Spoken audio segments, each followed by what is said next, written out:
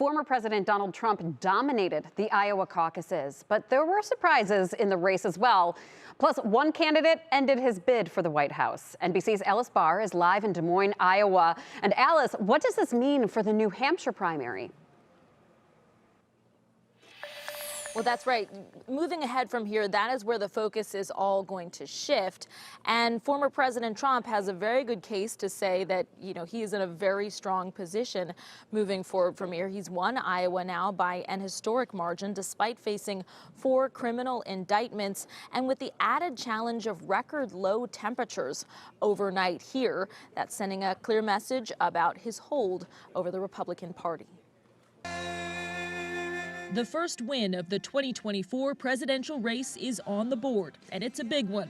Former President Trump projected to carry Iowa with more than 50% of the vote. We want to thank the great people of Iowa. Thank you. We love you all.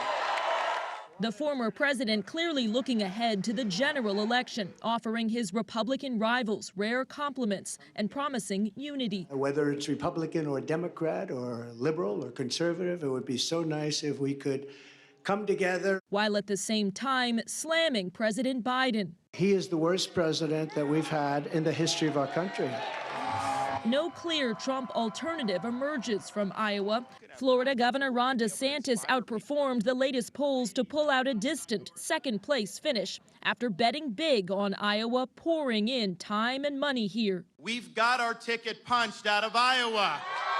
Former UN ambassador and South Carolina Governor Nikki Haley finished closely behind DeSantis, and she'll have the advantage heading into New Hampshire, where she's built up strong support. Our campaign is the last best hope of stopping the Trump-Biden nightmare. Entrepreneur Vivek Ramaswamy dropping out of the race after finishing 4th and endorsing former President Trump. A narrowing road to the White House with election season officially underway.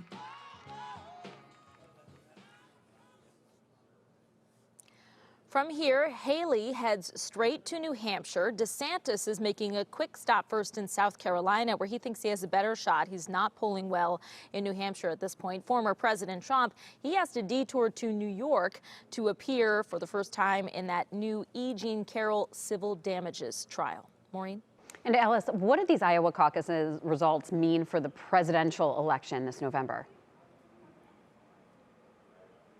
So it's not necessarily historically a predictor of who wins the nomination, but it does in many ways, in many cycles, narrow down the field. We saw that already with Vivek Ramaswamy dropping out last night. And there was a lot of talk, frankly, that if Governor DeSantis hadn't at least pulled off a second-place finish, he may have walked away after that point.